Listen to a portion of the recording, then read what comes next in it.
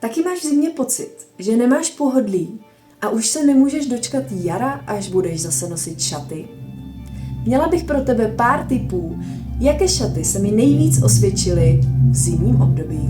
Já nosím šaty zhruba 360 dní v roce a proto bych s tebou ráda sdílela svoji zkušenost, co se mi nejvíce osvědčilo. Pokud i ty máš ráda krásu, jednoduchost a pohodlí, mrkni se na tyto tipy.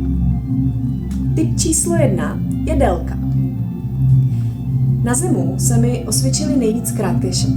Buď nad kolena, anebo klidně i kratší, třeba mini. Jednak je to praktický a pohodlný na nošení, dobře se mi v tom hýbe. A další důvody jsou, že si je nezašpiníš při nástupu a výstupu z auta a ani zimní plískanice na ně nedosáhnou. V zimním období je skvělý, že ať už máš jakýkoliv nohy, tak většinou budeš nosit neprůsvitný punčocháče a legíny, který schovají většinu nedokonalostí. A to je další plus pro krátké šaty. No a poslední a pro mě zásadní důvod, proč v zimě nosím krátké šaty, je ten, že dlouhý šaty nekloužou na legínách a punčochách z přírodního materiálu. Jo, ono to tak jakoby prostě drhne a motá se to mezi nohy, lepí se to, roluje všelijak různě, prostě to se zachytává. Jediný, co funguje, když chceš, aby ty šaty na tom materiálu klouzaly, jsou silonky anebo legíny z umělého materiálu, syntetika. Já jsem v tomhle dost staromódní a syntetickým materiálům se zdaleka vyhýbám. Oblečení z umělé hmoty mi zkrátka není na těle příjemný a taky mi to přijde jako laciný materiál prodávaný draze. Hele, a Bůh ví, odkud se berou všechny ty mikroplasty v lidském těle. Že by to bylo z mikrovláken, které jsou vyrobený z plastu, celý den se třou o tvou kůži, zatímco ty se potíš a zahříváš? Představ si, že na tyhle drobný vlákna působí voda, teplo a tlak. Je možný, že se částice materiálu uvolňují? Ona totiž kůže je propustná a přijímá látky zvenčí. Například, když se koupeš v moři, tak všichni víme, že minerály se do tvýho těla přes kůži dostávají. Co se tak asi může stát?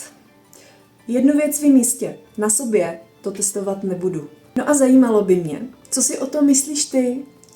Připadá ti tohle téma jako ezožvásty? A nebo to, co jsem tady říkala, je prostě obyčejná fyzika? Napiš mi tvůj názor do komentáře. Tip číslo 2 je materiál. Pro můj životní styl je jednoznačně nejlepší elastický materiál. Jsem pořád v pohybu. Práce, domácnost, podnikání, dlouhé cesty autem, schody po třech, to jsem prostě já. Nepotřebuju k tomu všemu ještě přidaný stres z oblečení, který mě škrtí, omezuje anebo štve. Navíc, díky ženskému hormonálnímu cyklu mi každý měsíc lehce kolísá váha. Stejně jako většině ženám. Proto si myslím, že zdravý oblečení pro ženu je takový, který je buď volnější, anebo elastický.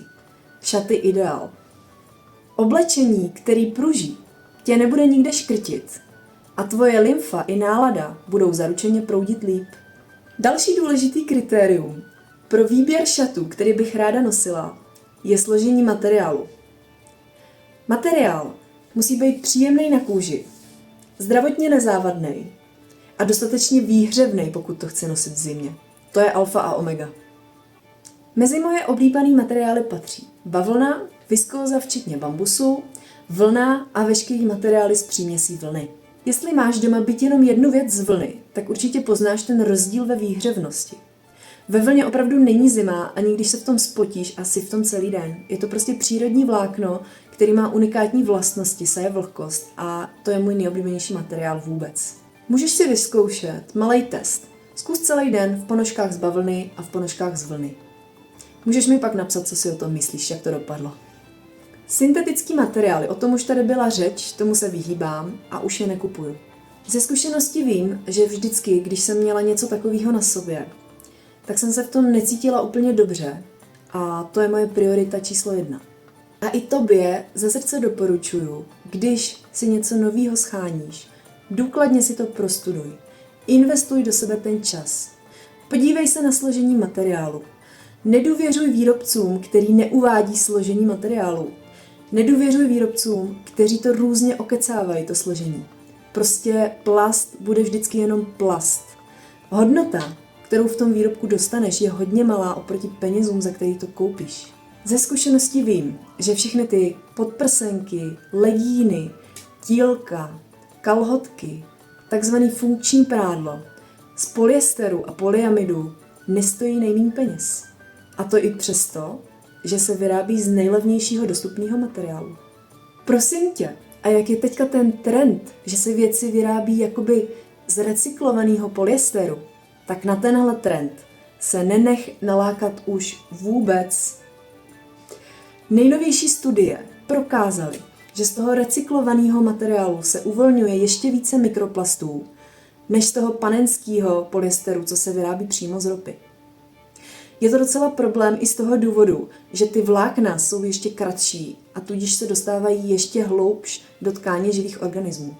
Jestli tě tohle téma zajímá víc, jaký jsou rizika nošení syntetických materiálů přímo na těle a jaký jsou třeba i vlastnosti ostatních materiálů a jak ty syntetické materiály nahradit na ty které aktivity přírodníma vláknama, na tohle téma bych mohla mluvit klidně hodinu. Napiš mi do komentáře a já ráda udělám na tohle téma samostatný video. Tip číslo 3. Vrstvení. Pokud chceš v zimě spokojeně nosit šaty, tak je úplně zásadní, co si oblečeš pod ně. Konkrétně se bavíme tílko, ty já nosím celoročně a v zimě se opravdu bez něj neobejdu ani jeden den. Jo? Vidíš, tílko, mám ho. No a kvalitní teplý punčochy nebo legíny jsou v zimě pod šatama úplný základ. Bez toho se fakt neobejdeš. Je ti asi jasný, že když budeš v mínusových teplotách lítat po venku v silonkách, tak si uženeš tak možná zánět močáku. Nejlepší upgrade mýho šatníku v loňském roce byla investice do kvalitních vlněných punčocháčů a legín z merino vlny. Taky jsem si oblíbila věci z viskózy a bambusu. Ty mají taky skvělý termoregulační vlastnosti. Takže pokud nemůžeš sehnat vlnu nebo merino, tak i tohle je dobrá volba. Dala jsem si tu práci a většiny punčocháčů a legín ze syntetických materiálů jsem se zbavila. Tak to byly 3 tipy, které se ti budou v zimě hodit, jestli ráda nosíš šaty, anebo jestli s tím chceš začít a dopřát si víc pohodlí. Na závěr tě chci informovat, že pokud se chceš inspirovat a mrknout třeba na šaty, který navrhuju já, tak se podívej na náš e-shop na stránkách www.vědomamoda.cz.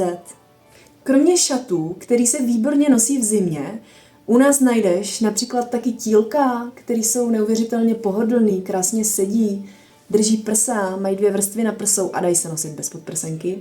Navíc máme i tuhle variantu s křížkem, která je prostě boží na vrstvení.